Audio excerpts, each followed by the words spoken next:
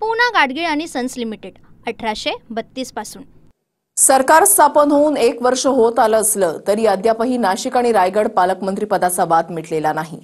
रायगडला पालकमंत्री नसताना आज जिल्ह्यामध्ये दोन्ही इच्छुक पालकमंत्र्यांनी 2 ठिकाणी झेंडावंदन केलंय। पाहुयात एक रिपोर्ट। उद्या जर ह्या तटकरेने यांना काय थोडं पाठीपुढे सरकलं, कदाचित ते तिथून उडी मारून भारतीय जनता पार्टीकडे पण जाऊ शकतात, लक्षात ठेवा। हाती चले बाजार तर पुढचं मी काय बाकी बोलत नाही। प्रचंड बहुमतानंतरही महायुतीमधले अंतर्गत मतभेद काही केल्यास संपत नाहीयेत। सरकार स्थापनेला वर्ष होत आलं तरी अद्यापही रायगड जिल्ह्याला पालकमंत्री भेटलेला नाही। माजी पालकमंत्री म्हणून शासकीय ध्वजारोहणाचा मान सरकारी कागदपत्रानुसार दादा गटाच्या मंत्री आदिती तटकरेंना गेला, तर दुसरीकडे पालकमंत्री पदावर दावा सांगणाऱ्या शिंदे गटाचे मंत्री भरत गोगावलेंनी एका ग्रामपंचायतीमध्ये ध्वजारोहण केलं।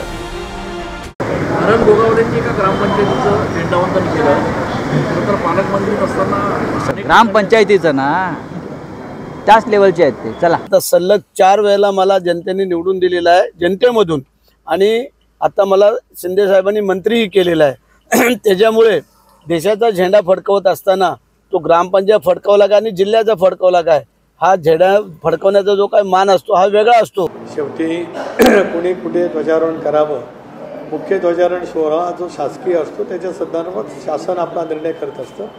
बाकी कुणी कुठे ग्रामपंचायतीवरती ध्वजारोहण केलं, आज स्वतंत्रता दिन आहे, त्यामुळे स्वतंत्र दिनाच्या ध्वजारोहणाचा हे सर्वांनीच केवळ आनंद नाही तर अभिमान सर्वांनीच त्या ठिकाणी घेतला पाहिजे। एकाच जिल्ह्यातल्या 2 मंत्र्यांनी 2 ध्वजारोहण करण्याची ही रायगडमध्ये दुसरी वेळ आहे। याआधी 26 जानेवारीला आदिती तटकरेंनी पालकमंत्री म्हणून शासनाच्या वतीनं ध्वजारोहण केलं, तेव्हा गोगावलेंनी एका शाळेमध्ये हजेरी लावून झेंडा फडकवला होता।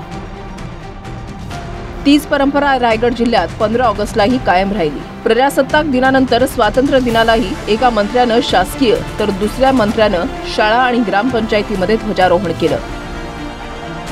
उद्या जर ह्या तटकरेने यांना काय थोडं पाठीपुढे सरकलं, कदाचित ते तिथून उडी मारून भारतीय जनता पार्टीकडे पण जाऊ शकतात, लक्षात ठेवा।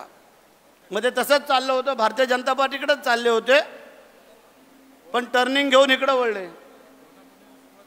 फोनाफोनी झाले ना सुरुवात। हाती चले बाजार तर पुढचं मी काय बाकी बोलत नाही, पण अशा गोष्टी तटकरे साहेबांनी अनेक वेळेला त्यांच्या सामाजिक राजकीय जीवनामध्ये टीका टिप्पणी अनुभवल्यात। ऐतिहासिक बहुमतानंतरही विद्यमान सरकारमध्ये अद्याप महाराष्ट्रामधल्या 2 जिल्ह्यांच्या पालकमंत्री पदाचा तिढा सुटू शकलेला नाही।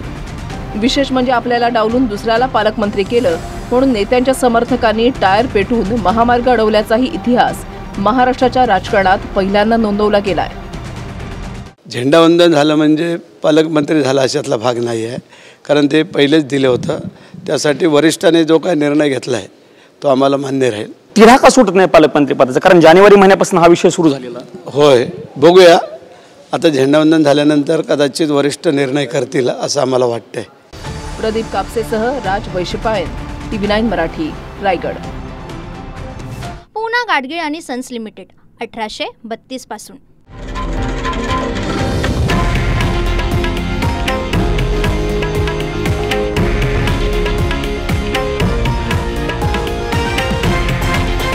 हे आहे देशातील नंबर 1 न्यूज नेटवर्क आणि आपण पाहत आहात TV9 मराठी, एकमेव।